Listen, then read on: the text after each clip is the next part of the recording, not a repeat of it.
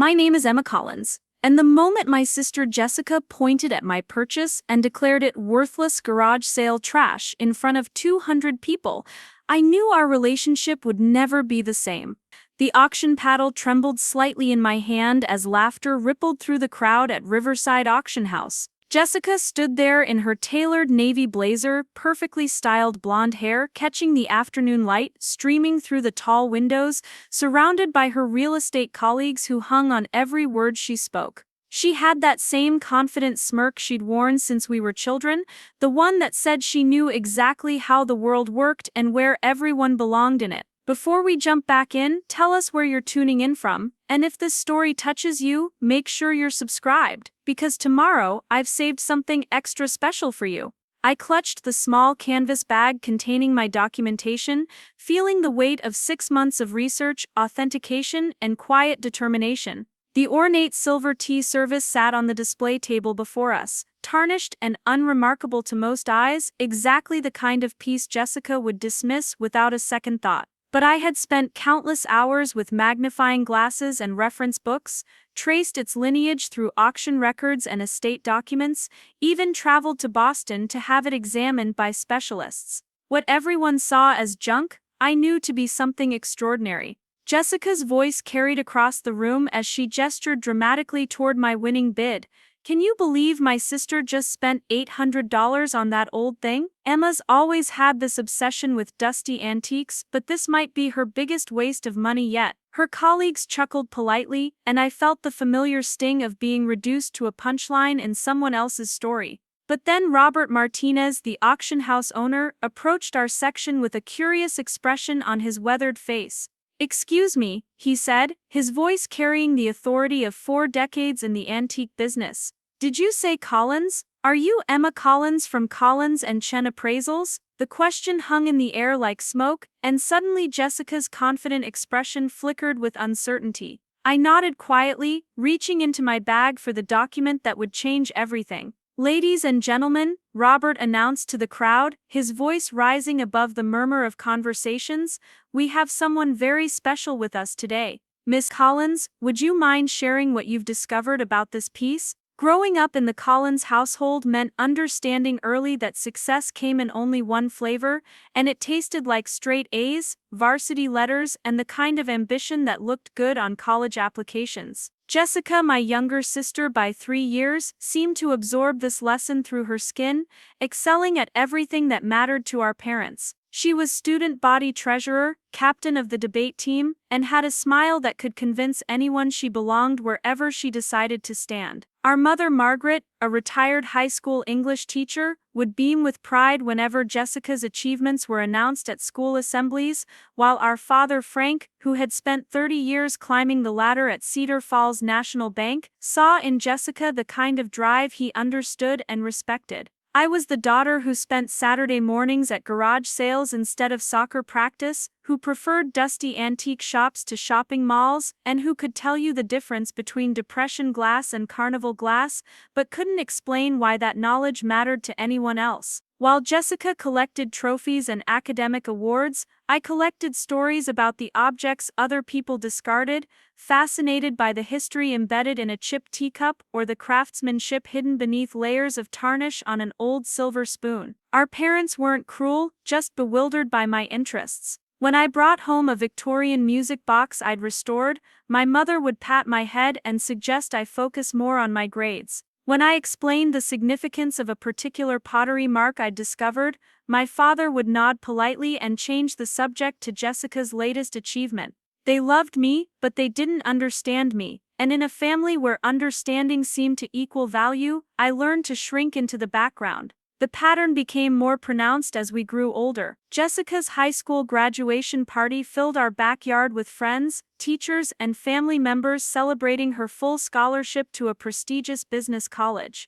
My own graduation, while academically respectable, was marked by a quiet dinner and my mother's gentle suggestion that I consider something more practical than art history for my college major. "Antiques are a lovely hobby, dear," she had said, "but you need to think about making a living." Jessica flourished in college, majoring in business administration with a minor in marketing, joining sororities and networking groups that would serve her well in her future career. She sent home photos of herself at formal events, internship announcements, and Dean's List certificates that our parents proudly displayed on the refrigerator. Meanwhile, I pursued my art history degree at the State University, spending hours in the library researching decorative arts movements and learning to authenticate period pieces. My professors recognized my passion and skill, but my family remained politely uninterested in my academic achievements. The divide deepened after college when Jessica launched immediately into a successful real estate career, while I struggled to find my footing in the antique world. She moved into a sleek downtown apartment and drove a leased BMW, attending networking events and closing deals that earned her recognition as the office's rising star. I took a part-time job at a local antique store, learning the business from the ground up while living in a tiny apartment above a used bookstore. When we gathered for family dinners, Jessica would regale everyone with stories of million-dollar listings and satisfied clients, while I quietly listened from the sidelines. Our parents' response to our different paths was telling. Jessica's success earned praise, pride, and endless questions about her latest achievements. My growing expertise in antique appraisal was met with polite interest and the occasional suggestion that I might want to get my real estate license like Jessica. "The antique thing is nice," my father would say, "but Jessica's really building something substantial." The comments stung not because they were malicious, but because they revealed how little my family understood about what I was building. While they saw Jessica's visible success, they missed the quiet reputation I was developing among serious collectors and dealers. They didn't know about the authentication work I was doing for auction houses, the research papers I was publishing in trade journals, or the network of experts who respected my eye for quality and historical significance. By the time I turned 28, I had partnered with David Chen, a fellow appraiser whose expertise in Asian art complemented my knowledge of American and European pieces. We opened Collins and Chen Appraisals in a modest office above the bookstore where I lived, offering authentication and valuation services to collectors, estate attorneys, and auction houses. The business grew slowly but steadily, built on referrals and a reputation for thoroughness and accuracy. Jessica, now 31 and one. Preparing and narrating this story took us a lot of time, so if you are enjoying it, subscribe to our channel. It means a lot to us.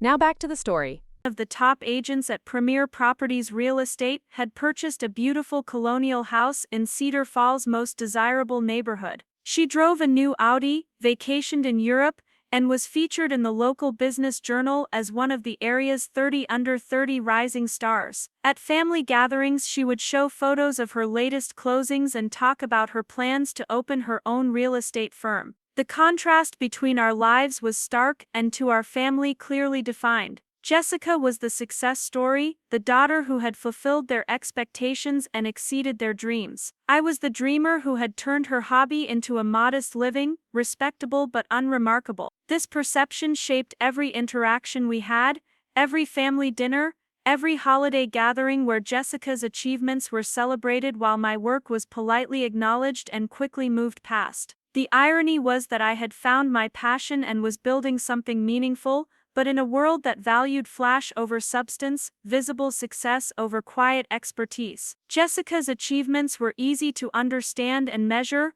while mine required a deeper knowledge of markets and history that our family didn't possess. I didn't resent Jessica's success, but I was tired of being seen as the sister who had settled for less, who had chosen a path that seemed smaller and less ambitious than what I was capable of achieving. This dynamic had persisted for years, so ingrained in our family structure that I had stopped expecting it to change. Jessica was the star, I was the supporting character, and everyone seemed comfortable with these roles. Until the day I walked into a garage sale in an upscale neighborhood and spotted something that would challenge everything my family thought they knew about success, value, and the difference between what something appears to be and what it actually is. The garage sale was in Willowbrook Estates, Cedar Falls' most exclusive neighborhood, where Jessica had actually sold several properties over the years. I almost didn't stop, driving past twice before curiosity got the better of me. The sale was clearly winding down,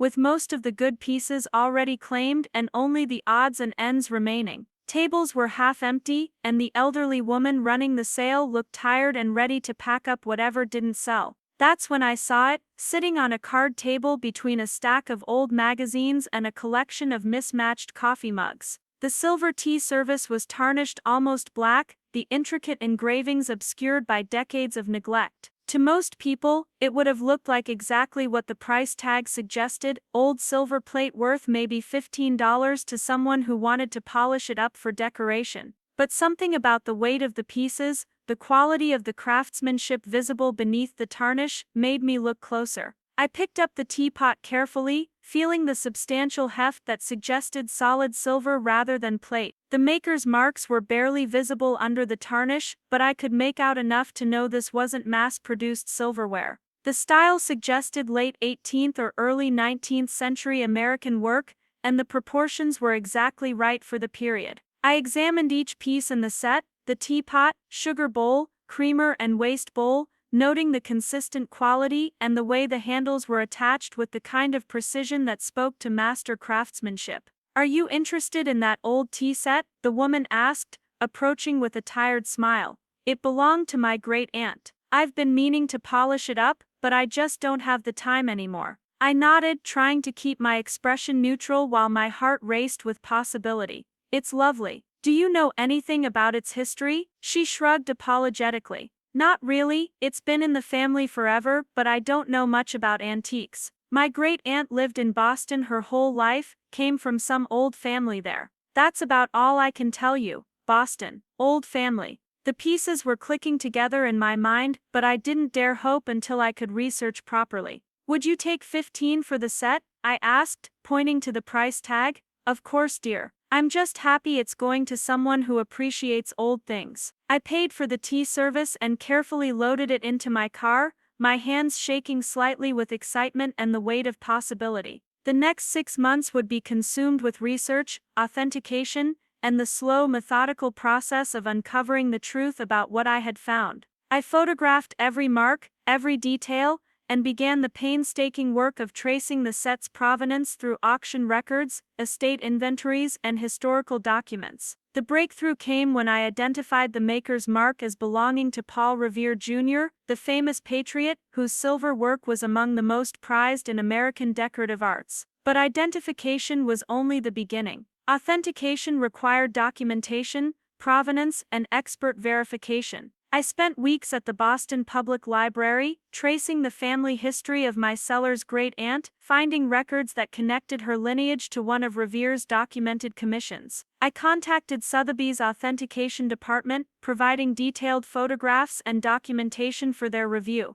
The process took months, but when the official appraisal certificate arrived, it confirmed what I had hoped but hardly dared believe. The tea service was authentic Paul Revere silver, circa 1785, with clear provenance and an estimated auction value of $75,000 to $100,000. I had turned a $15 garage sale purchase into a discovery worth more than Jessica's annual income, but I told no one in my family about it.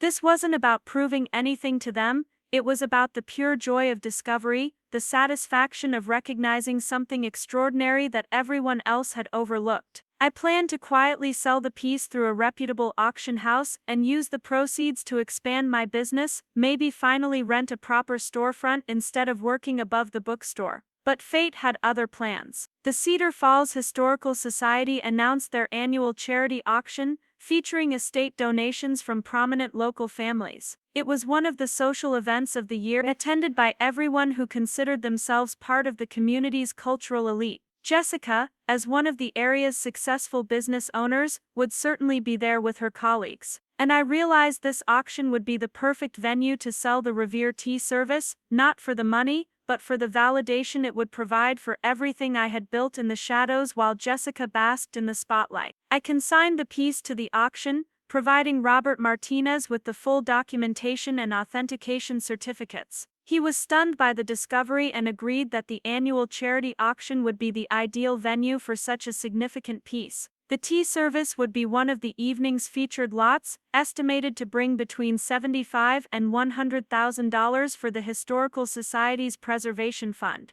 I didn't tell my family about the consignment, didn't mention that I would be attending the auction as anything more than a casual observer. This would be my moment, not to gloat or seek revenge, but to finally step out of the shadows and show everyone who had overlooked me exactly what I was capable of achieving. The girl who collected old junk was about to prove that sometimes the most extraordinary treasures are hidden in plain sight, waiting for someone with the knowledge and passion to recognize their true value. The silence that followed Robert Martinez's announcement stretched like a held breath across the entire auction hall. 200 faces turned toward me with expressions ranging from curiosity to confusion, while Jessica's confident smile froze into something resembling a mask. Her real estate colleagues shifted uncomfortably, suddenly uncertain about the woman they had just been laughing with. The afternoon sunlight streaming through the tall windows seemed to spotlight the moment, casting long shadows across the polished wooden floors of Riverside Auction House. I reached into my canvas bag with steady hands, feeling the weight of the official documentation that would transform this moment from embarrassment into vindication.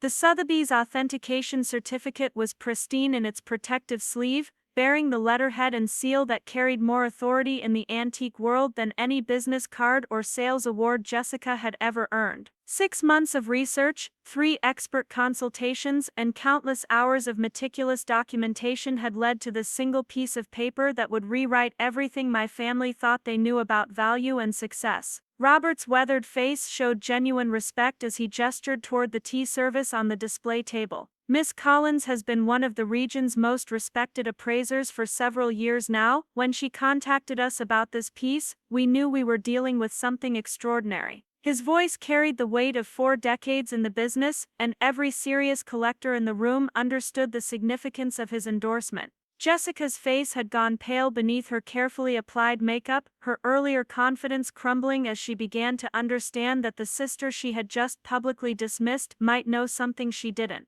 The tea service sat under the auction house lights, no longer looking like the tarnished junk Jessica had mocked but somehow transformed by the context of expert recognition. The silver gleamed where I had carefully cleaned small test areas to reveal the metal beneath the patina, and the intricate engravings that spoke to 18th-century craftsmanship were now visible to anyone who knew how to look. What had been invisible to the casual observer was suddenly obvious under the scrutiny of people who understood quality and historical significance. "Would you mind sharing your discovery with everyone?" Robert asked, his tone respectful but encouraging. The question hung in the air like an invitation to step fully into the light, to claim the expertise I had been building in silence while my family celebrated Jessica's more visible achievements. I nodded, unfolding the authentication certificate with the same careful precision I brought to every aspect of my work. "This tea service," I began, my voice steady despite the magnitude of the moment, "was crafted by Paul Revere Jr. in approximately 1785. The maker's marks, the construction techniques, and the stylistic elements all point to his workshop during the height of his silversmithing career." A murmur ran through the crowd as the significance of the name registered. Paul Revere wasn't just a patriot who rode through the night warning of British troops, he was one of America's most celebrated silversmiths, whose work now commanded astronomical prices at major auction houses. Jessica's mouth opened slightly, then closed again as she struggled to process what she was hearing. The sister she had just dismissed as a dreamer who wasted money on garage sale finds was standing before 200 people, including some of the region's most serious collectors, explaining the historical significance of what she had originally called old junk. The reversal was so complete, so unexpected, that she seemed unable to formulate any response at all. Robert nodded approvingly as I continued my explanation. "The provenance has been thoroughly documented through estate records and family genealogies. The piece was commissioned by the Hartwell family of Boston and remained in their possession until it was sold at a recent estate dispersal." I didn't mention that the estate dispersal had been a garage sale where the seller hadn't understood what she owned, or that I had paid $15 for something now estimated to be worth nearly $100,000. Those details would come later, in the private conversation Jessica and I would inevitably have once the shock wore off. The crowd was completely focused now, recognizing that they were witnessing something rare in the auction world, the discovery of a truly significant piece that had been hidden in plain sight. These were people who understood the thrill of finding extraordinary objects in unexpected places, and my story resonated with every collector's dream of uncovering buried treasure. Jessica, however, looked like she wanted to disappear into the polished wooden floor. The authentication process involved consultation with 3 independent experts, including specialists at Sotheby's and the Museum of Fine Arts in Boston, I continued, holding up the official certificate that made my claims irrefutable. The estimated auction value is between $75,000 and $100,000, with proceeds going to support the Cedar Falls Historical Society's preservation efforts. The numbers hung in the air like a challenge to everything Jessica had assumed about my life, my choices, and my understanding of value. Robert smiled broadly, clearly delighted by the drama unfolding in his auction house. Ladies and gentlemen, this is exactly the kind of discovery that makes our work exciting. Miss Collins represents the best of what serious collecting and scholarship can achieve. His endorsement carried weight with everyone in the room, establishing my credibility beyond any doubt, while simultaneously highlighting Jessica's earlier dismissal as the uninformed commentary it had been. The applause that followed was different from the casual laughter that had greeted Jessica's mockery. This was respectful recognition from people who understood expertise when they saw it, acknowledgement from a community that valued knowledge and passionate dedication to craft. I had waited years for this kind of validation, not from my family but from the world where my work actually mattered. The fact that Jessica was witnessing it made the moment more complex, but no less satisfying. As the crowd began to disperse, preparing for the actual auction to begin, I saw Jessica's colleagues exchanging glances that spoke volumes about their reassessment of the Collins family dynamics. Lisa Thompson, who had been one of the loudest laughers at Jessica's joke, now looked embarrassed by her earlier participation in what she was beginning to understand had been a profound misjudgment. The social dynamics that had seemed so clear moments earlier were shifting as people recalibrated their understanding of who held real expertise in this room. Growing up as the Collins family's quiet daughter had taught me to find satisfaction in small victories, in moments of recognition that came without fanfare or celebration. My childhood was spent in the shadows of Jessica's bright achievements, learning to value the approval of antique dealers and historians over the praise of parents who didn't understand what I was building. This pattern had been established so early that I barely remembered a time when I expected equal recognition for my accomplishments. Our house on Maple Street was a shrine to Jessica's success from the moment she started bringing home perfect report cards and leadership awards. The refrigerator door displayed her certificates and newspaper clippings, while my own achievements were acknowledged with polite nods and gentle suggestions that I broaden my interests. When I won the state competition for historical research in high school, researching the decorative arts of colonial Connecticut, my parents attended the awards ceremony, but spent the drive home discussing Jessica's upcoming prom and her campaign for senior class treasurer. The message was clear without ever being explicitly stated: Jessica's path was the one that mattered, the one that led to real success and recognition. My fascination with antiques was indulged as a harmless hobby, something that would eventually give way to more practical concerns like career and marriage. When I announced my intention to major in art history with a focus on American decorative arts, my father suggested I consider a double major in education so I would have something to fall back on. College deepened the divide between Jessica's obvious success and my more esoteric pursuits. She sent home photos from networking events and internships with prestigious firms, while I spent weekends visiting museums and auction houses, building relationships with dealers and collectors who appreciated my growing expertise. My professors recognized my talent for authentication and historical research, but my family remained focused on Jessica's more visible achievements. The pattern continued after graduation when Jessica launched immediately into real estate success, while I struggled to establish myself in the antique world. Her achievements were measurable and impressive: sales figures, awards, recognition from industry organizations. My work was harder to quantify, built on relationships with collectors and dealers who valued expertise over flash, reputation over marketing. When Jessica bought her first new car, my parents celebrated with a dinner party. When I published my first authentication study in a respected trade journal, they offered polite congratulations and changed the subject.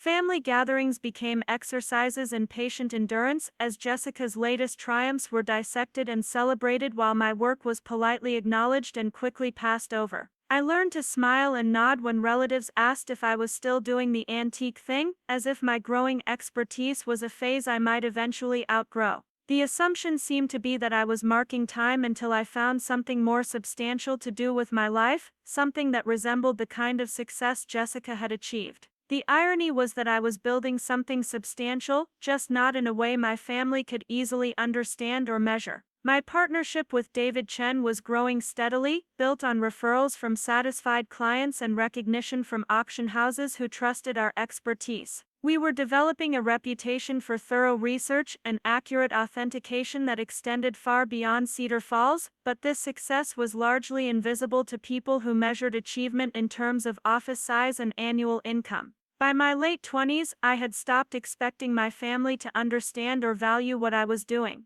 I found satisfaction in the work itself, in the moment of recognition when I identified a significant piece, in the respect of dealers and collectors who understood the depth of knowledge required for accurate authentication. The Paul Revere tea service represented the culmination of everything I had been building toward, but I had planned to sell it quietly through a major auction house in New York, using the proceeds to expand my business without fanfare or family drama. The decision to consign the piece to the Cedar Falls charity auction was impulsive, driven by a sudden desire to step out of the shadows where I had been working for so many years. I was tired of being the Collins daughter who had settled for less, whose achievements were invisible to the people who mattered most to me. The charity auction would give me a platform to demonstrate my expertise in front of everyone who had ever dismissed my work as a harmless hobby. I knew Jessica would be there with her real estate colleagues, knew she would see the tea service and probably make some dismissive comment about my latest junk shop find.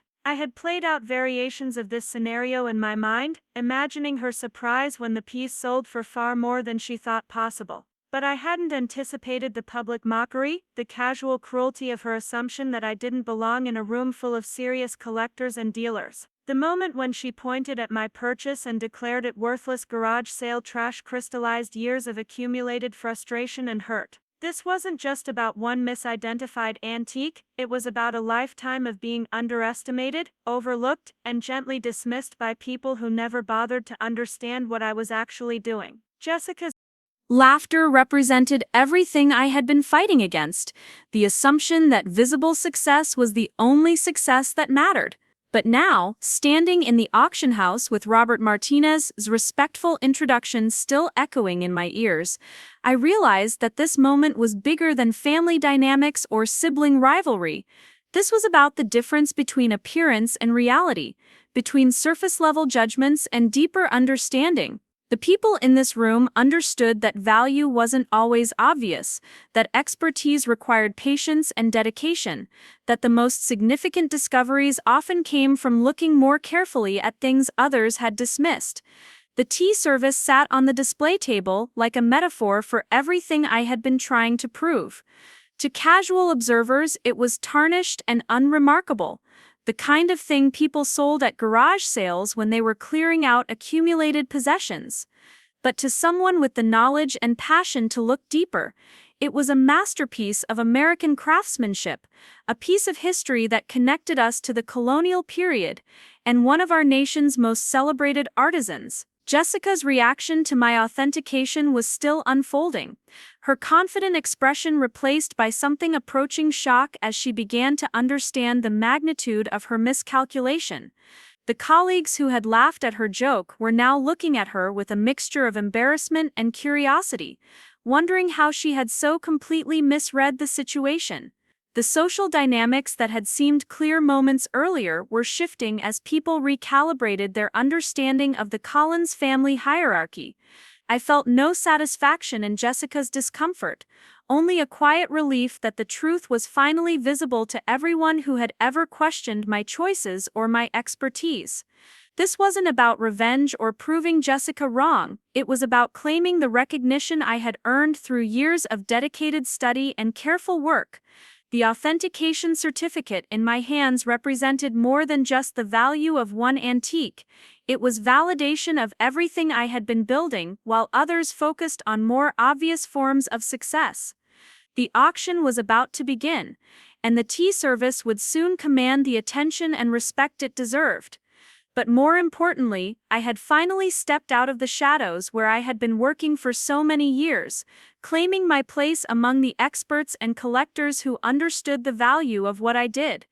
The girl who had been dismissed as a dreamer with an expensive hobby had just proven that sometimes the deepest knowledge comes from the most unexpected places. The summer I turned 18 and Jessica 15 marked the moment our divergent paths became impossible to ignore. Jessica had just finished her sophomore year as student body vice president, star of the debate team and recipient of the Principal's Award for Academic Excellence. Her bedroom walls were covered with certificates, ribbons, and photographs from various school events where she stood at podiums or posed with trophies. She moved through the world with the kind of confidence that comes from constant validation, each success building upon the last until achievement seemed as natural to her as breathing. I spent that same summer working at Thornfield Antiques, a cluttered shop downtown run by Eleanor Hartley, a 70-year-old woman who had been dealing in estate pieces for 4 decades. Eleanor was the first person who ever looked at my interest in old objects as something valuable rather than merely charming. She taught me to read maker's marks through a jeweler's lupo, to identify different types of wood by their grain patterns and to spot the subtle signs that separated authentic period pieces from clever reproductions. The work at Thornfield paid minimum wage, but Eleanor supplemented my education with knowledge worth far more than money.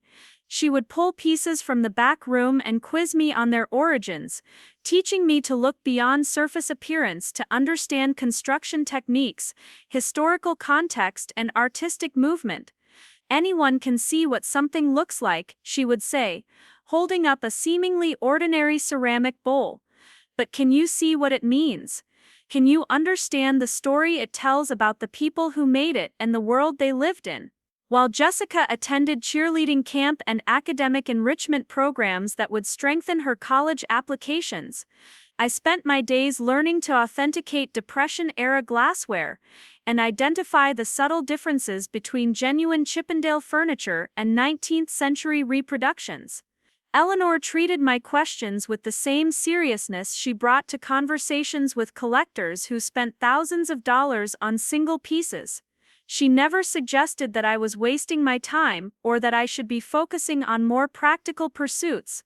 My parents, however, viewed my summer job with gentle bewilderment. They were proud that I was working and earning money, but they couldn't understand why I had chosen an antique shop over the retail positions at the mall where many of my classmates were employed. "It's wonderful that Emma is so responsible," my mother would tell her friends, though I wish she would show more interest in things that might help her in college. The implication was always that my fascination with antiques was a pleasant diversion that would eventually give way to more serious concerns. The contrast became more pronounced when Jessica's debate team won the state championship and local newspapers ran photos of her accepting the trophy. Our parents framed the article and displayed it prominently in the living room, where visitors could admire Jessica's moment of triumph. That same week, I correctly identified a piece of rookwood pottery that Eleanor had been unsure about, research that led to a sale worth 3 times what the shop had paid for it. But my contribution to Eleanor's business success wasn't the kind of achievement that made headlines or earned display space in our family home. Eleanor began taking me to estate sales and auctions, teaching me to spot quality pieces among the accumulated possessions of families who often didn't understand what they were selling. I learned to maintain a neutral expression when examining potentially valuable items, to avoid revealing my excitement until after negotiations were complete. The thrill of discovery became addictive, the moment when careful observation and research knowledge combined to reveal hidden treasure among objects others had dismissed as ordinary household goods. One particular Saturday in late July, Eleanor and I attended an estate sale in Millbrook, a wealthy neighborhood where old families were selling the accumulated possessions of multiple generations.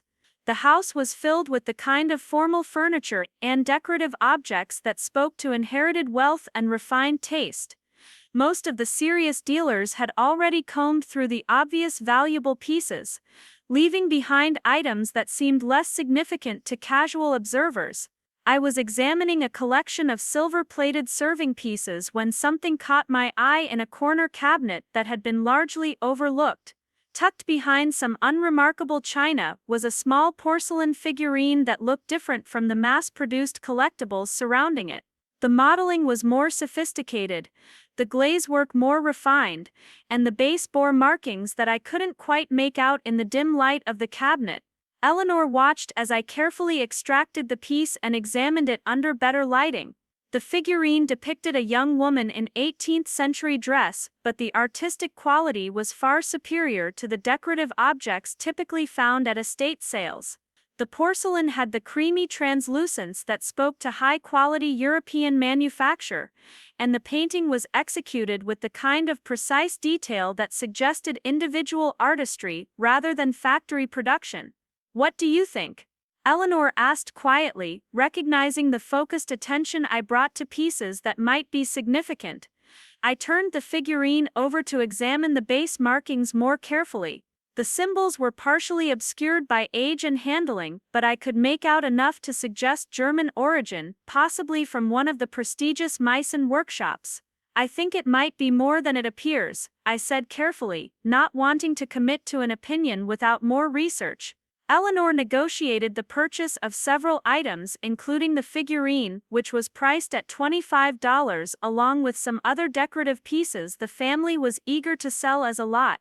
Back at the shop, I spent hours researching the markings and comparing the figurine to reference materials Eleanor kept in her extensive library of collector's guides and auction catalogs. The breakthrough came when I found a match in a catalog from a recent Sotheby's auction. The figurine was indeed Meissen, crafted around 1750 and part of a limited series commissioned for European nobility. Similar pieces had sold at major auction houses for anywhere from $8,000 to $12,000, depending on condition and provenance. Eleanor's $25 purchase had yielded a discovery worth hundreds of times that amount. Eleanor was delighted but not surprised by my identification. "This is exactly why serious collecting requires education and patience," she said. "Anyone can buy expensive pieces from established dealers, but finding quality in unexpected places requires knowledge that most people don't possess." She split the eventual profit from the figurine's sale with me, recognizing that my research and identification had made the discovery possible. When I tried to share my excitement about the Meissen figurine with my family, their response was politely interested but ultimately dismissive. "That's wonderful, dear," my mother said. "It's so nice that Eleanor appreciates your help." The implication was that my contribution had been assistance rather than expertise, that Eleanor deserved credit for the discovery while I had simply provided support. My father nodded approvingly and mentioned that the money I had earned would be useful for college expenses, reducing my achievement to its most practical dimension. Jessica, meanwhile, was preparing for her junior year with the kind of ambitious planning that would ensure continued success. She had mapped out her course schedule to maximize her GPA while participating in activities that would strengthen her college applications. Her summer had been spent at academic camps and leadership conferences that would provide material for compelling personal essays. Every decision was strategic, designed to build toward the kind of comprehensive achievement that college admissions officers would find irresistible. The difference in how our parents responded to our respective accomplishments was subtle but unmistakable. Jessica's achievements were celebrated as evidence of her bright future, while mine were acknowledged as pleasant surprises that might prove useful in some vague way. Jessica was building something important that everyone could understand and appreciate, while I was pursuing interests that seemed charming but ultimately peripheral to real success. Senior year intensified these patterns as Jessica's college application process became a family project involving research, campus visits, and careful strategizing about how to present her achievements most effectively. She applied to prestigious business programs at universities that would open doors to careers in finance, consulting, and corporate management. Her guidance counselor spoke enthusiastically about her potential for leadership and her obvious preparation for success in competitive professional environments. My own college planning was more solitary and less celebrated. I knew I wanted to study art history with a focus on American decorative arts, but this choice was met with gentle concern rather than enthusiasm. Art history is certainly interesting, my guidance counselor said, but have you considered what you might do with that degree? Perhaps you could minor in business or education to keep your options open. The assumption was that my academic interests were too specialized to lead to viable career prospects. I applied to schools with strong art history programs and professors who specialized in American material culture. My personal essay described my work at Thornfield Antiques and my growing expertise in authentication and historical research. I wrote about the thrill of discovering the Meissen figurine and how that experience had convinced me that objects could tell stories about the past in ways that traditional historical documents couldn't capture. The responses to our college applications reflected our family's different expectations for our futures. Jessica was accepted to several prestigious business programs and received scholarship offers that our parents proudly shared with relatives and family friends. Her success was seen as validation of years of careful planning and hard work, proof that she was destined for the kind of achievement everyone understood and respected. My acceptance to the State University's art history program was met with relief rather than celebration. At least it's a good school, my mother said, and the in-state tuition will be much more manageable. The scholarship I received for academic merit was acknowledged but not celebrated in the same way as Jessica's offers from more prestigious institutions. The message was clear: Jessica was pursuing opportunity while I was making the best of more limited options. The summer before college, Jessica worked as an intern at a regional bank, gaining experience in the business world while earning money for her education expenses. She wore professional clothes, attended client meetings, and learned about financial products and services that would serve her well in her future career. Her internship supervisor wrote a glowing recommendation letter that would strengthen her applications for competitive business school programs. I continued working at Thornfield Antiques, deepening my knowledge and building relationships with collectors and dealers who appreciated my growing expertise. Eleanor began sending me to auctions and estate sales on my own, trusting my judgment about which pieces might be worth pursuing. My success rate in identifying valuable items improved steadily as I learned to combine book knowledge with practical experience in reading markets and understanding collector preferences. But my summer of deepening expertise in antique identification wasn't the kind of preparation that translated into obvious career advantages. While Jessica's banking internship provided concrete skills and professional connections, my work at Thornfield seemed like an extension of a hobby rather than serious career preparation. The knowledge I was gaining was real and valuable, but its worth was invisible to people who measured professional development in terms of networking opportunities and resume building. As we prepared to leave for our respective colleges, the family narrative about our futures was already well established. Jessica was the daughter with unlimited potential, destined for success in whatever field she chose to pursue. Her combination of intelligence, ambition, and social skills virtually guaranteed that she would excel in business school and beyond. She was following a path that our parents understood and could proudly describe to their friends and colleagues. I was the daughter with interesting hobbies who was hopefully pursuing practical enough studies to ensure some kind of stable future. My passion for antiques and historical research was charming but probably not substantial enough to sustain a real career. The assumption was that I would eventually find my way to something more conventional, perhaps teaching or museum work that would allow me to maintain my interests while earning a steady income.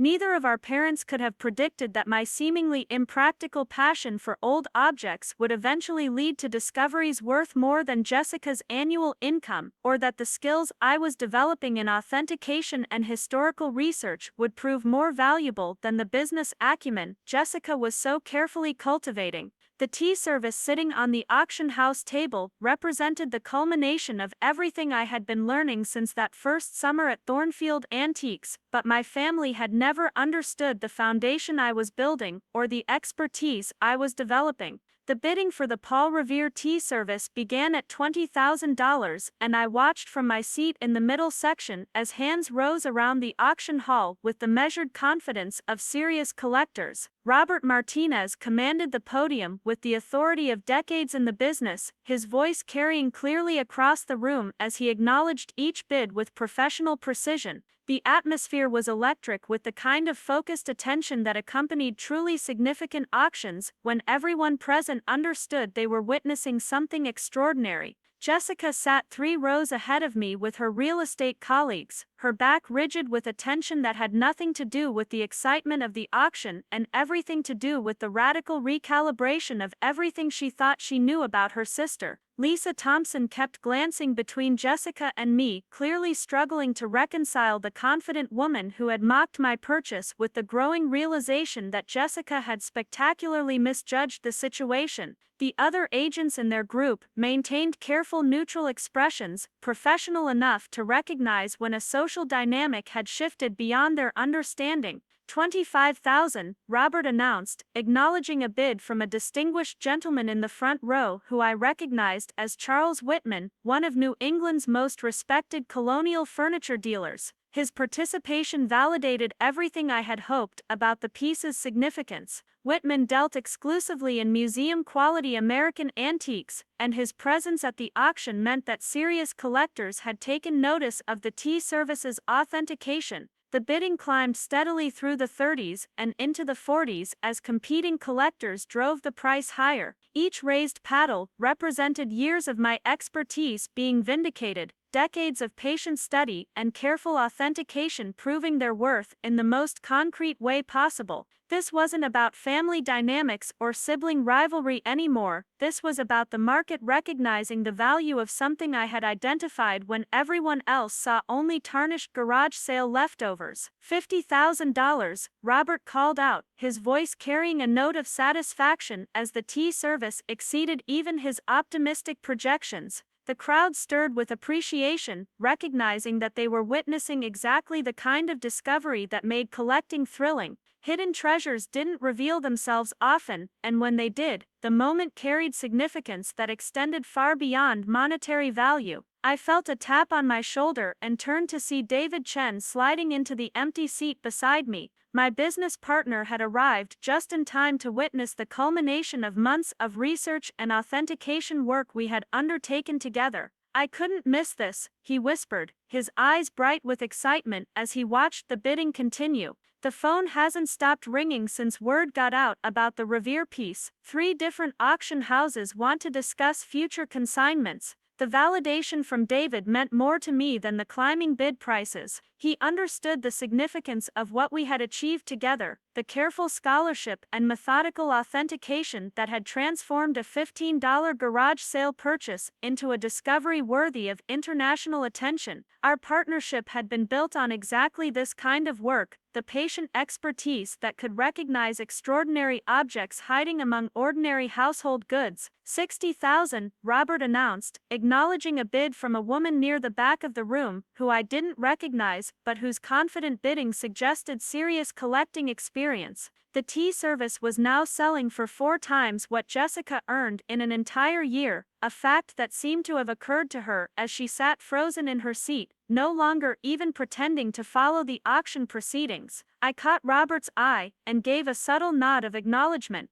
As the consignor, I had the right to withdraw the piece if bidding didn't reach the reserve price we had established, but that possibility seemed increasingly remote as collectors continued to compete for ownership. The authentication certificate had done its work, establishing provenance and attribution beyond reasonable doubt. Now the market was determining what Paul Revere's artistry was worth to people who understood its historical significance. The bidding paused at $65,000 as collectors took a moment to consider whether to continue pursuing the piece. These were serious amounts of money, even for experienced collectors, and the remaining bidders were clearly calculating not just their financial capacity but their desire to own this particular example of American colonial craftsmanship. The silence stretched across the auction hall as Robert waited patiently for the next bid. 70,000, called out Charles Whitman, his voice carrying the confidence of a dealer who had built his reputation on acquiring exceptional pieces. His bid broke the tension and immediately prompted a counter-offer from the woman in the back row. The competition was now between two serious collectors who understood exactly what they were pursuing and what it was worth.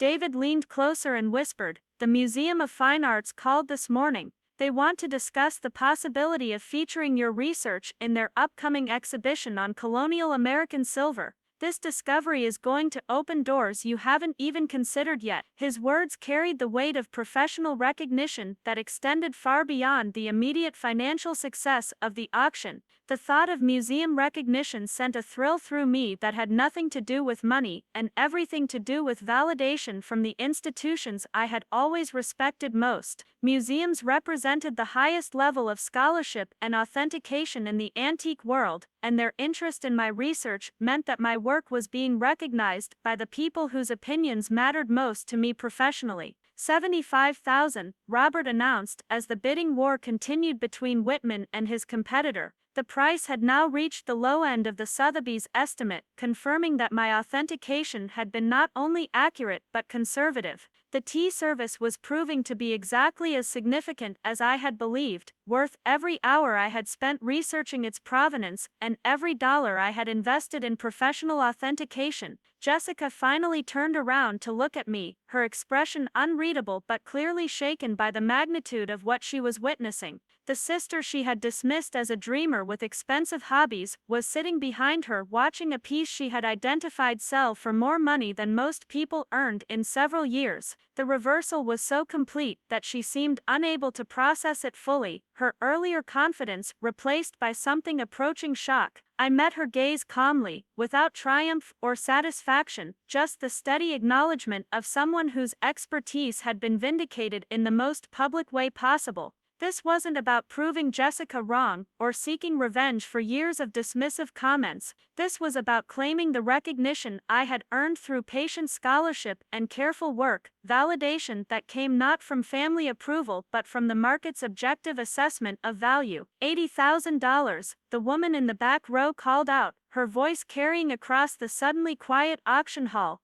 The bid represented a significant escalation, pushing the tea service well into the upper range of the Sotheby's estimate and confirming that serious collectors recognized its exceptional quality and historical importance. Robert paused dramatically, his experienced auctioneer's instincts recognizing the moment's significance. "I have $80,000 for this exceptional example of Paul Revere's silver work. Do I hear 85? His question hung in the air as Charles Whitman considered whether to continue pursuing the piece at this elevated price level. The silence stretched for several seconds before Whitman shook his head slightly, acknowledging that he had reached his limit. The woman in the back row had successfully claimed ownership of the tea service, and Robert's gavel came down with finality. "Sold for $80,000 to bidder number 47. The applause that followed was genuine and sustained, recognition from fellow collectors of both the piece's significance and the successful conclusion of competitive bidding. I felt a complex mixture of emotions as the reality of what had just happened settled over me. The tea service that Jessica had mocked as worthless garage sale junk had just sold for $80,000, validating not only my authentication skills but the entire foundation of expertise I had been building for years. The financial success was gratifying, but the professional recognition meant even more. David squeezed my shoulder as the crowd began to disperse, many people approaching the display table to get a closer look at the piece that had commanded such impressive bidding. "This is just the beginning," he said quietly. "Word about discoveries like this travels fast in the collecting world. We're going to have opportunities we never imagined." As people filed past our seats, heading toward the reception area, several stopped to congratulate me on the successful sale. These weren't casual compliments, but serious acknowledgments from fellow professionals who understood the scholarship and expertise required for this kind of discovery. Tom Bradley, a longtime antique dealer I had worked with on several authentication projects, paused to shake my hand. "Emma, that was extraordinary work," he said with genuine respect. "The research you provided was impeccable, and the market response proves you got everything right. This is the kind of discovery that establishes reputations. His words carried weight in the antique community, and I knew that news of the successful authentication would spread quickly among serious dealers and collectors. Jessica remained in her seat as the auction hall emptied around her, clearly struggling to process what she had witnessed. Her colleagues had already departed for the reception, leaving her alone with the magnitude of her miscalculation. The confident woman who had publicly dismissed her sister's expertise just hours earlier was now confronting the reality that she had spectacularly misjudged both the situation and the person she thought she knew so well. I gathered my things slowly, in no hurry to force a confrontation, but knowing that Jessica and I would need to address what had happened. The auction had changed something fundamental in our relationship, shifting the balance of assumptions and expectations that had governed our interactions for decades. The quiet sister who collected old junk had just demonstrated expertise worth far more than anything Jessica had achieved in her successful real estate career. David accompanied me toward the reception area, where Robert Martinez was already fielding questions from collectors interested in future consignments. The success of the Paul Revere authentication had elevated the auction house's reputation and my own, creating opportunities that extended far beyond this single discovery. Museums, dealers, and private collectors would now view my work with the kind of respect I had been building toward for years. "Emma," Jessica called softly as I passed her row. I turned to find her looking smaller somehow, diminished by the realization that everything she thought she understood about success and expertise had been challenged by someone she had consistently underestimated. Her earlier confidence had evaporated, replaced by uncertainty about how to navigate this new dynamic between us. "Can we talk?" she asked, her voice lacking the commanding tone she usually employed. The woman who had always controlled conversations and social situations was now requesting rather than assuming my attention. The shift in power dynamics was subtle but unmistakable, reflecting the broader recalibration that would be necessary as our family processed what had happened. I nodded toward a quiet corner of the auction hall where we could speak privately, away from the lingering crowd and the ongoing reception activities. Jessica followed me with uncharacteristic hesitancy, clearly uncertain about how to begin a conversation that would require acknowledging how wrong she had been about my capabilities and achievements. "I don't understand," she began, her voice barely above a whisper. "How did you know? How could something that looked so ordinary be worth so much money?" Her questions revealed the depth of her confusion about the expertise I had been developing while she focused on her own more visible career success. I looked at my sister with something approaching sympathy, recognizing that her shock was genuine and that this moment represented a fundamental challenge to her understanding of how value and expertise worked. Jessica had built her success on reading people and markets in ways that were immediately apparent, while my work required the kind of deep knowledge that wasn't visible to casual observers. "I've been learning about this for 15 years, I said gently. "Since that first summer at Thornfield Antiques when I was 18, every piece I've studied, every auction I've attended, every dealer I've worked with has taught me something about recognizing quality and historical significance." The tea service looked ordinary to most people because they don't know what to look for. Jessica stared at me as if seeing a stranger, struggling to reconcile the sister she thought she knew with the expert who had just orchestrated an $80,000 sale. "But you never said anything. You never told anyone in the family that you were capable of something like this." Her voice carried a note of accusation, as if my quiet competence had somehow been a betrayal of family transparency. "You never asked," I replied, echoing the same response I had given years earlier when our paths first began to diverge. Every time I tried to share what I was learning or what I was working on, the conversation shifted to your achievements or your latest success. I stopped trying to explain my world because no one seemed interested in understanding it. The truth of that statement hung between us like a bridge neither of us had been willing to cross for years. Jessica's success had been so visible and immediate that it had overshadowed everything else happening in our family, creating a dynamic where only certain kinds of achievement were recognized or valued. My quieter path had been dismissed as less significant simply because it was less obvious. "I thought you were just collecting old things as a hobby," Jessica said, her voice small and uncertain. "I didn't realize you were building something real, something valuable. Mom and Dad always talked about your antique interest like it was something you'd eventually outgrow." I felt a familiar sadness at the recognition that our parents had never understood what I was building, had never seen the expertise I was developing as anything more than an interesting pastime. Their focus on Jessica's more conventional success had blinded them to the possibility that different kinds of achievement might be equally valid or valuable. "What happens now?" Jessica asked, and I could hear genuine uncertainty in her voice about how our relationship would need to change in light of what had been revealed. The assumptions that had governed our family dynamics for decades had been shattered by the auction, and none of us quite knew how to navigate the new reality. "Now you go back to your work, and I go back to mine," I said, borrowing language from the original story but making it my own. "Maybe next time we talk, it'll be as people who understand that success comes in many different forms, and that expertise isn't always immediately visible to people who don't share the same knowledge." Jessica nodded slowly, seeming to understand that this conversation was an ending of sorts, the conclusion of years of misunderstanding and misplaced assumptions. The sister who had always been confident about her place in the world was now grappling with the realization that she had never really understood mine. I left her sitting in the auction hall and walked toward the reception area, where David was already discussing future projects with Robert Martinez and several dealers who had attended the sale.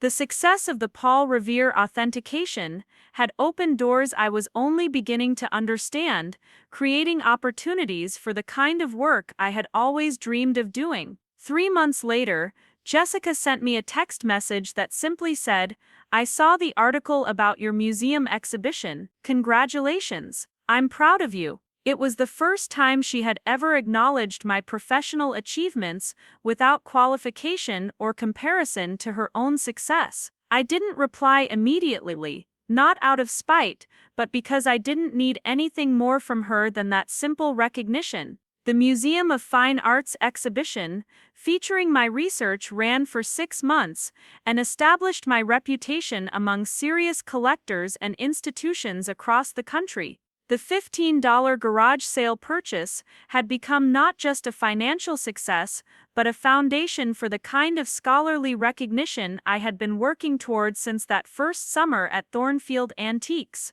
I never told my parents the exact details of how I had acquired the tea service or what I had paid for it at that garage sale in Willowbrook Estates. They read about the auction in the local newspaper and called to offer congratulations, but their understanding of what had happened remained limited by their focus on the financial aspects rather than the scholarly achievement the discovery represented. 6 months after the auction, I used part of the proceeds to open a proper gallery space for Collins and Chen appraisals, moving out of the cramped office above the bookstore and into a restored Victorian house that could properly display the quality pieces we were now being asked to authenticate. David and I hired 2 additional researchers and began offering educational seminars for collectors who wanted to develop their own expertise in American decorative arts. The quiet expertise I had been building in the shadows had finally found its proper recognition, not through family approval or social validation, but through the respect of people who understood what scholarship and authentication required. The girl who had been dismissed as a dreamer with expensive hobbies had built something substantial and lasting, something that would continue growing long after the immediate excitement of the auction had faded. I still attend estate sales and auctions, still feel the thrill of discovering quality pieces among objects others have overlooked.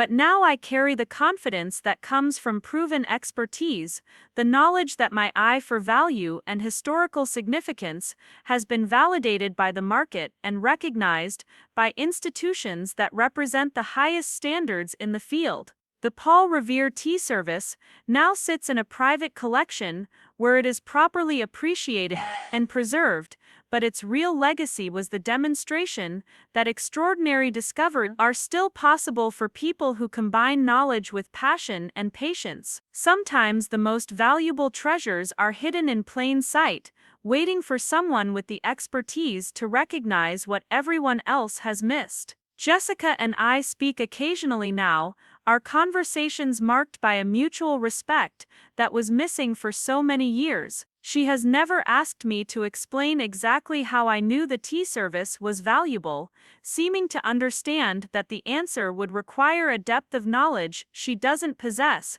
and isn't particularly interested in acquiring. We have found a way to appreciate each other's achievements without needing to understand the details of how they were accomplished. The auction hall where my life changed now hosts monthly sales, featuring everything from estate jewelry to contemporary art, but I still remember the moment when Robert Martinez announced my name, and everything I had been building in silence finally stepped into the light. Not everyone needs a spotlight to build something meaningful, but sometimes the light finds you anyway, revealing work that was always valuable, even when it wasn't visible to the people who should have been paying attention. The months following my graduation from college marked the beginning of what I would later recognize as the most formative period of my professional development. While Jessica launched immediately into real estate success with premier properties, I found myself navigating the uncertain terrain of building expertise in a field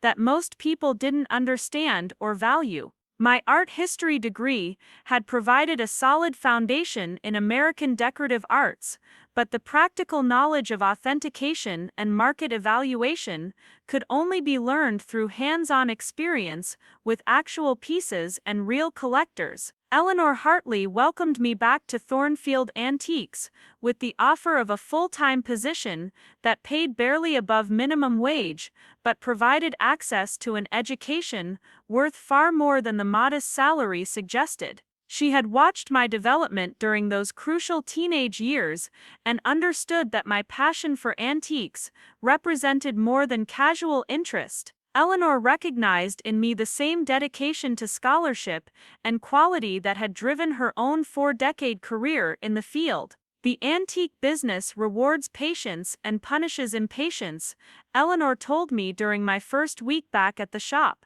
People who expect quick profits or easy answers don't last long, but those who understand that every piece tells a story and that learning to read those stories takes years of careful study can build something lasting. Her words proved prophetic as I began the slow process of developing the kind of expertise that would eventually enable me to recognize a Paul Revere tea service at a garage sale. My work at Thornfield involved every aspect of the antique business, from researching provenance and authentication to dealing with collectors who ranged from knowledgeable enthusiasts to wealthy dilettantes who bought expensive pieces without understanding what made them valuable. Eleanor taught me to navigate these different types of clients while maintaining the integrity that separated serious dealers from mere merchants of old objects. The education I received working alongside Eleanor was comprehensive and demanding.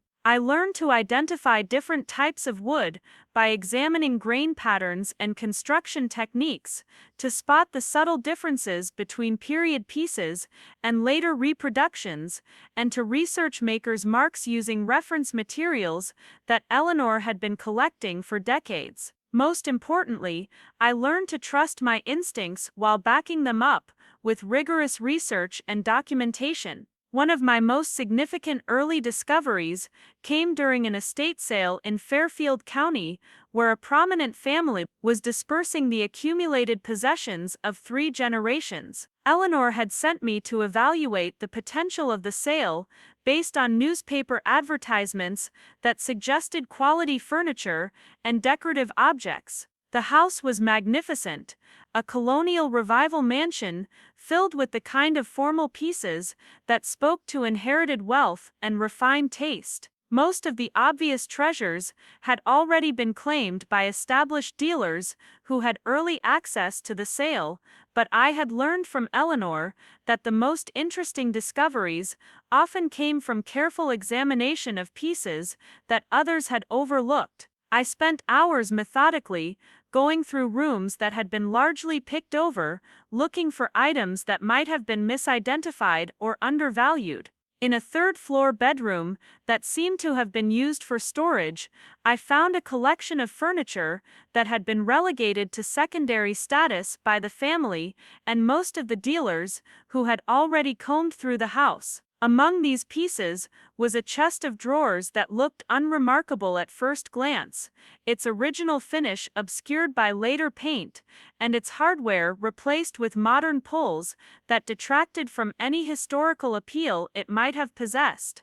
But something about the proportions and construction details caught my attention as I examined the piece more carefully. The dovetail joints were hand-cut with the kind of precision that suggested 18th-century craftsmanship, and the wood underneath the paint felt like old-growth pine with the density that characterized period construction. When I removed one of the modern pulls, I discovered that the original brass hardware had simply been painted over, not replaced. Eleanor had taught me to look beyond surface appearance to understand underlying construction and design elements. I spent nearly an hour examining the chest from every angle, taking note of details that suggested it might be a significant American piece that had been dismissed because of its poor condition and later modifications. The proportions were exactly right for Connecticut River Valley work from the 1760s or 1770s, and the construction techniques matched what I had studied in my decorative arts courses. The asking price was $300, which reflected the family's assessment of the piece as damaged goods, suitable only for someone willing to undertake extensive restoration work. But if my instincts were correct about the chest's origins and period, it could be worth 20 times that amount once properly restored and authenticated. I purchased the piece along with several other items that Eleanor had asked me to evaluate, loading everything into the shop's delivery van for transport back to Thornfield. The restoration process took nearly 6 months of careful work, slowly removing layers of paint to reveal the original finish underneath, while documenting every detail that supported my theory about the chest's provenance. Eleanor supervised the work with the kind of patient attention that had made her reputation in the field, teaching me to balance historical preservation with the practical requirements of making pieces appealing to contemporary collectors. As the restoration progressed, the chest revealed itself to be exactly what I had hoped, a superb example of Connecticut River Valley cabinet making from around 1765, with original brass hardware and a rich cherry finish that had been preserved beneath decades of paint. The construction details matched documented examples from the Chapin and Gould workshops, though without maker's marks, it would be impossible to attribute the piece to specific craftsmen. Eleanor was delighted with both the discovery and my developing eye for quality pieces. This is exactly the kind of work that separates real dealers from furniture sellers, she said as we prepared the chest for sale. Anyone can buy and sell obvious antiques, but finding quality in unexpected places requires knowledge that most people don't possess. The chest eventually sold to a collector specializing in American furniture for $12,000, validating both my authentication and Eleanor's faith in my developing expertise. The success of the Connecticut chest discovery gave me confidence to trust my instincts while continuing to back them up with thorough research and documentation. Eleanor began sending me to auctions and estate sales on my own, knowing that I could identify pieces worth pursuing while avoiding the expensive mistakes that trapped less experienced buyers. Each successful discovery built upon the last, creating a foundation of practical knowledge that complemented my academic training. By my second year at Thornfield, I was handling authentication projects for other dealers and private collectors who respected Eleanor's judgment and trusted her recommendations. This work involved everything from researching provenance for insurance purposes to identifying pieces that might be suitable for museum collections. Each project required a different combination of historical knowledge, technical expertise, and detective work that challenged me to expand my understanding of American decorative arts. The network of relationships I was building extended far beyond Cedar Falls to include collectors, dealers, and museum professionals throughout New England and beyond. These connections were based on professional respect rather than social networking, founded on demonstrated expertise rather than personal charm. I was developing a reputation for thorough research and accurate authentication that would serve as the foundation for everything I would accomplish in the years ahead. Meanwhile, Jessica's real estate career was flourishing in ways that were immediately visible and easy for our family to understand and celebrate. She had quickly established herself as one of the most successful agents at Premier Properties, earning recognition for her sales volume and her ability to work with high-end clients who appreciated her combination of market knowledge and social skills. Her success was measured in concrete terms that translated easily into family pride and community recognition. The contrast between our career paths became more pronounced as Jessica's achievements were regularly featured in local business publications, while my work remained largely invisible to people outside the antique collecting community. Jessica sold houses that everyone could see and understand, while I authenticated pieces whose significance was apparent only to people with specialized knowledge. Her success generated immediate financial rewards and public recognition, while mine built slowly through professional relationships and scholarly reputation. Our parents' response to our different achievements reflected their understanding of what constituted real success and substantial accomplishment. Jessica's real estate awards and sales figures were concrete evidence of professional achievement that they could proudly share with friends and relatives. My growing expertise in American decorative arts was more difficult to explain and seemed less substantial to people who measured success in terms of immediate financial results and visible recognition. Family gatherings during this period followed predictable patterns, with Jessica's latest triumphs dominating conversations while my work was politely acknowledged but quickly passed over. I learned to smile and nod when relatives asked about my antique hobby, understanding that they genuinely couldn't grasp the difference between casual collecting and serious professional expertise. The assumption seemed to be that I was marking time in an interesting but ultimately peripheral field, while Jessica was building real career success. The irony was that I was developing skills and knowledge that would eventually prove more valuable than anything Jessica was accomplishing in real estate. But the worth of my expertise wasn't apparent to people who didn't understand the antique market or the scholarly requirements of authentication work. Eleanor understood what I was building and encouraged my development, but her validation didn't carry weight with family members who measured achievement in terms they could easily comprehend. 3 years into my work at Thornfield, Eleanor began discussing the possibility of my eventually taking over the business when she retired. She was approaching 75 and had been considering how to ensure that the shop would continue to maintain the standards of scholarship and integrity that had defined her career. The prospect of inheriting Thornfield represented both an enormous opportunity and a tremendous responsibility that would require me to prove myself capable of maintaining Eleanor's reputation while building my own. The transition process began gradually,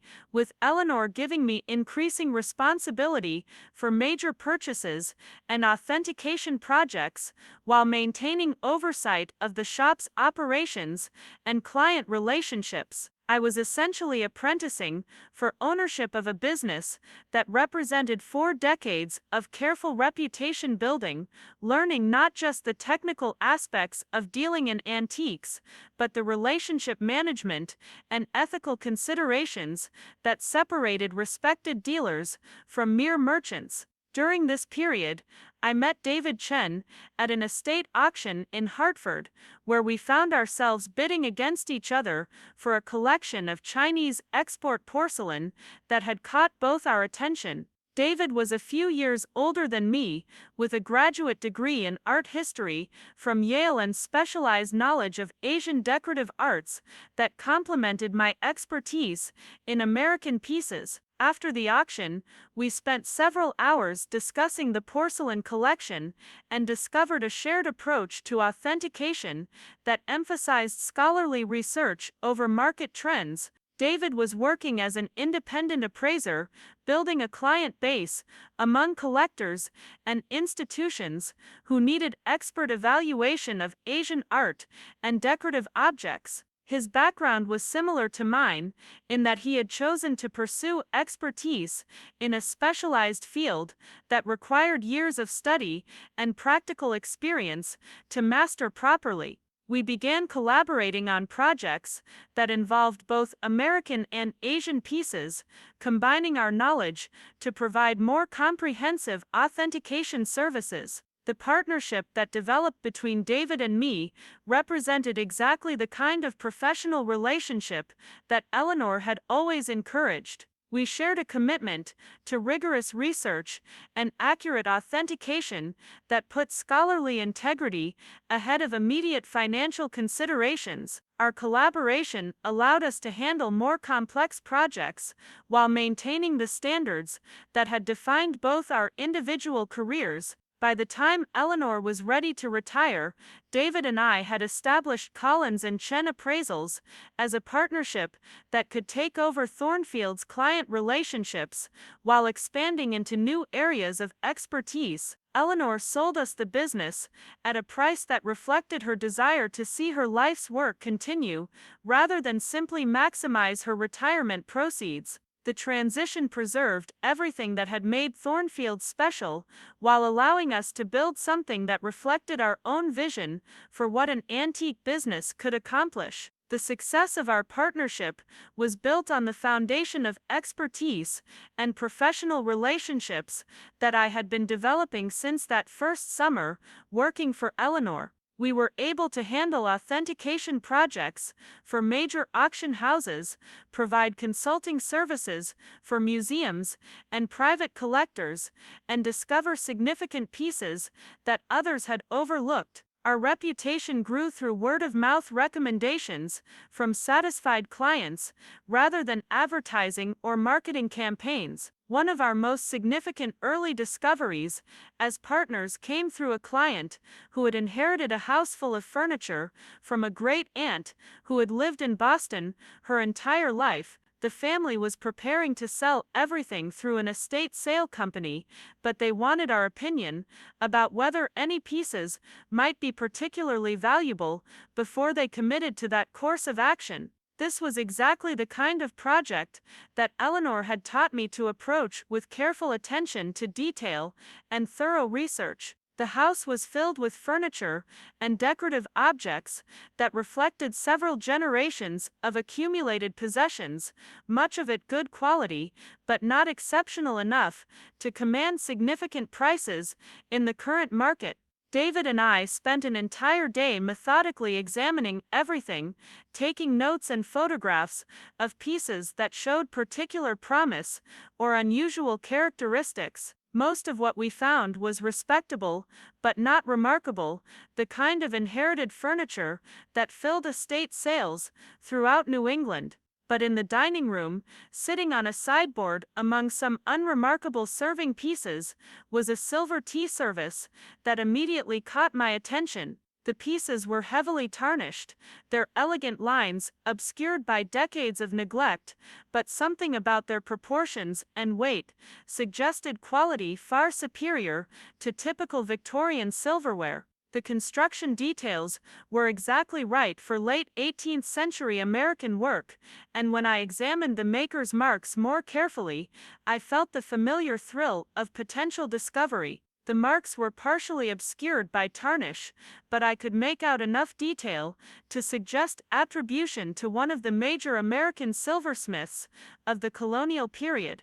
David helped me document every aspect of the tea service, while we explained to the family that proper authentication would require several months of research and expert consultation. They agreed to let us handle the authentication process, understanding that significant pieces required professional evaluation before they could be properly valued. The research process that followed was exhaustive and methodical, involving everything from microscopic examination of construction details to archival research into the working methods of specific silversmiths. I contacted experts at major museums and auction houses, providing detailed photographs and measurements while building the documentation necessary for definitive attribution. The work was painstaking but exhilarating, representing exactly the kind of scholarly detective work that had drawn me to the antique field. When the authentication was complete, and I held the official certificate documenting the tea service as an authentic Paul Revere piece with clear provenance and museum quality condition, I knew that I had achieved something that would define the rest of my career. This wasn't just about the financial value of the discovery, though that was certainly significant. This was about proving that the expertise I had been building for years could recognize extraordinary quality even when it was hidden among ordinary household goods. The family was stunned by the authentication results, having had no idea that they owned anything of such historical and monetary significance. They decided to consign the tea service to auction rather than sell it privately, wanting to ensure that it would be offered to the collecting community with full documentation and appropriate publicity. The decision to use the Cedar Falls charity auction as the venue was mine, motivated by a desire to bring this level of discovery to our local community while supporting the Historical Society's preservation efforts. Never anticipated that Jessica would be at the auction, or that she would see the tea service and immediately assume it was another example of my expensive hobby rather than a professional discovery worth more than she earned in an entire year. Her public mockery of my purchase was the culmination of decades of misunderstanding about what I was actually doing and what level of expertise I had achieved, while she focused on her own more visible career success. But as I sat in that auction hall watching the bidding climb toward levels that validated everything I had worked for, I realized that this moment was about more than family dynamics or professional recognition.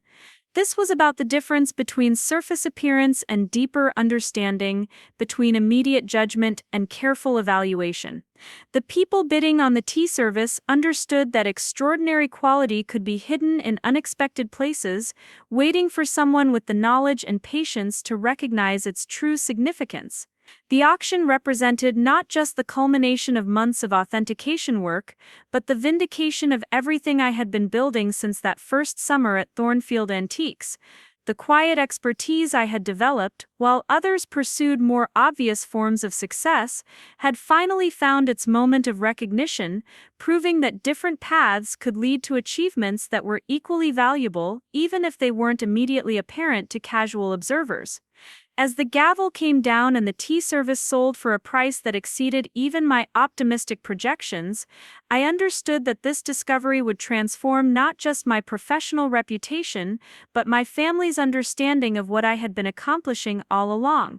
The girl who collected old junk had just demonstrated expertise that commanded respect from the most serious collectors and institutions in the field. The success of the Paul Revere authentication opened doors that I had only dreamed about, leading to consulting opportunities with major museums and auction houses that recognized the level of scholarship and expertise required for such discoveries. David and I found ourselves handling authentication projects for some of the most significant private collections in the country, building a business that combines scholarly integrity with practical knowledge of markets and collector preferences. Most importantly, the discovery proved that extraordinary treasures were still waiting to be found by people who combine knowledge with passion and patience. The antique world rewards those who understand that value isn't always immediately apparent, that the most significant discoveries often come from looking more carefully at things others have dismissed or overlooked. Sometimes the greatest treasures are hidden in plain sight, waiting for someone with the expertise to recognize what everyone else has missed. The transformation in my professional life following the Paul Revere authentication was both immediate and profound, opening pathways I had never imagined possible during those early years of quietly building expertise in the shadows of Jessica's more visible success. Within weeks of the auction, my phone began ringing with inquiries from collectors, dealers, and institutions who had heard about the discovery and wanted to discuss potential projects. The antique world, despite its size and scope, operated much like a small community where news of significant finds traveled quickly among people who understood their importance. Dr. Margaret Whitfield from the Museum of Fine Arts in Boston was among the first to contact me, her call coming just 3 days after the auction results were published in the trade publications. Dr. Whitfield served as the museum's curator of American decorative arts, and her reputation in the field was legendary among serious collectors and scholars. The fact that she was personally reaching out to discuss my research represented a level of professional recognition that validated everything I had worked toward since those first summers at Thornfield Antiques. Miss Collins, Dr. Whitfield said during our initial conversation, "Your authentication work on the Revere tea service has been exemplary. The documentation you provided demonstrates exactly the kind of rigorous scholarship that our field requires. We would be very interested in discussing the possibility of featuring your research in our upcoming exhibition on colonial American silver." Her words carried weight that extended far beyond mere compliment, representing acknowledgement from one of the most respected institutions in American decorative arts. The exhibition opportunity Dr. Whitfield described would involve not just displaying the tea service itself, but presenting the research methodology and historical context that had enabled its identification and authentication. This meant that visitors to the Museum of Fine Arts would learn about the detective work involved in recognizing quality pieces, understanding the scholarly foundation that separated reliable attribution from educated guesswork. For someone who had spent years working in relative obscurity, the prospect of having my research featured in such a prestigious venue was both thrilling and somewhat overwhelming. David Chen and I spent the following months preparing materials for the museum exhibition while simultaneously fielding inquiries from other institutions and collectors who wanted to discuss potential projects. The Smithsonian Institution expressed interest in having us consult on their American decorative arts collection, while several major auction houses reached out about authentication services for upcoming sales. Each opportunity represented validation of the expertise we had been building together, confirmation that our approach to rigorous research and careful documentation met the highest professional standards. The work involved in preparing for the museum exhibition required me to articulate not just what I had discovered about the tea service, but how I had made that discovery. Dr. Whitfield and her team wanted visitors to understand the process of authentication, the way that careful observation combined with historical research to enable identification of significant pieces. This meant explaining everything from the technical details of silversmithing techniques to the broader historical context that made Paul Revere's work so important to American decorative arts. Writing the exhibition materials forced me to reflect on the journey that had led to this moment, tracing the development of expertise from those early days working with Eleanor Hartley through the years of building relationships with dealers and collectors who had taught me to see quality in unexpected places. Each step had built upon the previous one, creating a foundation of knowledge that enabled me to recognize the tea service's significance when others saw only tarnished household goods. The exhibition opening at the Museum of Fine Arts was attended by collectors, dealers, scholars, and museum professionals from across the country, creating an atmosphere of serious appreciation for American decorative arts that represented everything I had always loved about the field. Standing in the gallery, watching visitors examine the tea service and read about the research that had led to its authentication, I felt a profound sense of accomplishment that had nothing to do with financial success and everything to do with contributing something meaningful to the understanding of American craftsmanship. Jessica attended the exhibition opening, flying up from Connecticut specifically to see the display that featured her sister's work. I spotted her across the gallery, looking elegant but somewhat out of place among the collectors and scholars who comprised most of the evening's attendance. She spent a long time reading the wall text that described my research methodology, clearly trying to understand the depth of knowledge and expertise that the discovery had required. When she approached me later in the evening, Jessica's expression was thoughtful rather than shocked, as if she had finally begun to process what my work actually involved and what level of recognition it had achieved. "Emma," she said quietly, "I had no idea that what you were doing was so sophisticated, so scholarly. The way they've presented your research here makes it clear that you're not just dealing in antiques, you're contributing to historical knowledge." Her acknowledgement meant more to me than I had expected, not because I needed Jessica's approval, but because it represented recognition from someone who had never understood what I was building. The sister who had dismissed my work as an expensive hobby was beginning to grasp that authentication and historical research required expertise that took years to develop and commanded respect from institutions that represented the highest standards in the field. "I should have asked more questions," Jessica continued, her voice carrying a note of regret that surprised me. "I should have tried to understand what you were actually doing instead of assuming it was just collecting old things. This exhibition makes it clear that your work is as sophisticated as anything I've accomplished in real estate, just in a field I didn't understand." The conversation with Jessica at the museum represented a turning point in our relationship, though not the dramatic reconciliation that might be expected in a simpler story. We didn't suddenly become close friends or confidants, but we developed a mutual respect based on acknowledgement of each other's expertise and achievements.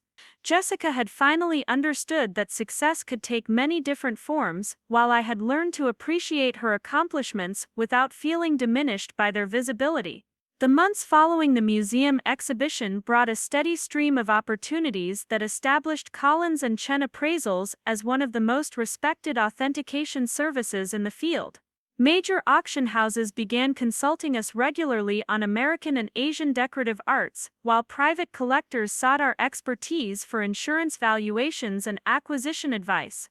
Each project built upon our growing reputation for thorough research and accurate attribution, creating a business that combined scholarly integrity with practical knowledge of markets and collector preferences. One of our most significant projects during this period involved consulting for the Metropolitan Museum of Art on their acquisition of a major collection of American furniture and decorative arts. The collection had been assembled over several decades by a private collector who had died without leaving detailed documentation about provenance and attribution.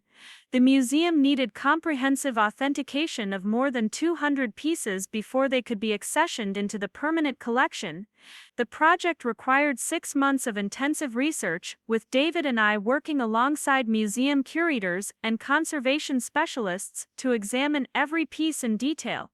Each object had to be photographed, measured, and compared against documented examples in museum collections and auction records. The work was meticulous and demanding, but it represented exactly the kind of scholarly collaboration that had drawn me to the field originally.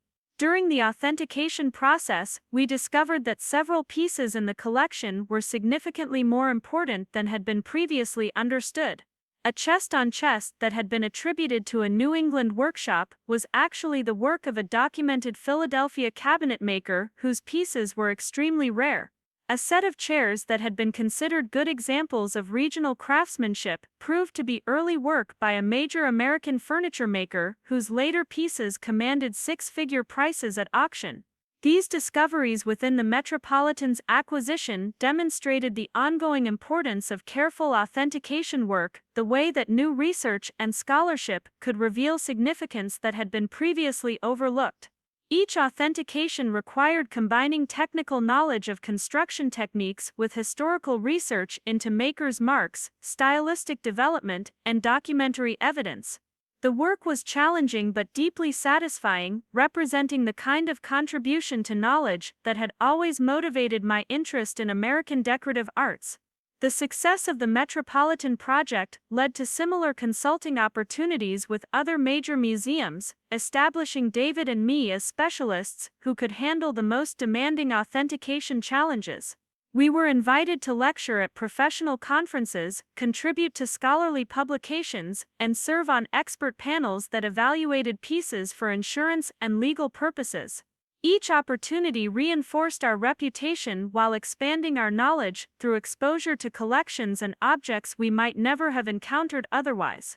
By the third anniversary of the Paul Revere discovery, Collins and Chen Appraisals had grown from a two-person partnership operating out of the space above Eleanor's old bookstore to a respected firm with offices in a restored Victorian mansion and a staff that included 2 additional researchers and a conservation specialist. We had maintained the scholarly approach that Eleanor Hartley had instilled in me while building a business that could handle projects of national significance. The financial success of the business was gratifying, but more important was the recognition that we had achieved something meaningful in our chosen field. The authentication services we provided helped ensure that significant pieces of American decorative arts were properly identified and preserved, while our research contributed to the broader understanding of American craftsmanship and design history. We had built something that would continue growing and contributing long after our individual careers had ended. My parents eventually came to understand, at least partially, what I had accomplished through years of patient work in a field they had never fully appreciated. The museum exhibitions and scholarly publications made my achievements more visible and comprehensible to people outside the antique community, though they remain somewhat mystified by the level of expertise required for accurate authentication. Their pride in my success was genuine but tinged with surprise, as if they had never expected their quiet daughter to achieve recognition in any field. The relationship between Jessica and me evolved into something that resembled genuine friendship, built on mutual respect rather than family obligation. She had expanded her real estate business into commercial properties and historic preservation projects, work that sometimes brought her into contact with people who knew about my authentication services. These crossover moments created opportunities for us to appreciate each other's expertise without the competitive dynamic that had characterized our earlier relationship. 5 years after the auction that changed everything, Jessica called to tell me about a potential project that might interest me. She was representing the estate of a family whose historic house was being sold along with its contents, and the attorneys handling the estate wanted professional authentication of the decorative arts before determining how to dispose of them. It was exactly the kind of referral that demonstrated how much our relationship had changed, with Jessica recognizing and respecting my expertise rather than dismissing it. The estate project led to several significant discoveries, including a documented piece of Newport furniture that had been attributed to the Goddard and Townsend workshops. The authentication process required months of research and consultation with museum curators, but the eventual attribution confirmed that the piece was indeed the work of one of America's most celebrated cabinet-making families. The discovery generated enough publicity to establish our firm's reputation on a national level, leading to authentication requests from collectors and institutions across the country. The success of our business allowed David and me to give back to the field that had given us so much opportunity. We established a scholarship fund for graduate students studying American decorative arts, providing support for the kind of scholarly research that formed the foundation of reliable authentication. We also began offering workshops for collectors and dealers who wanted to develop their own expertise in identifying quality pieces and understanding historical significance.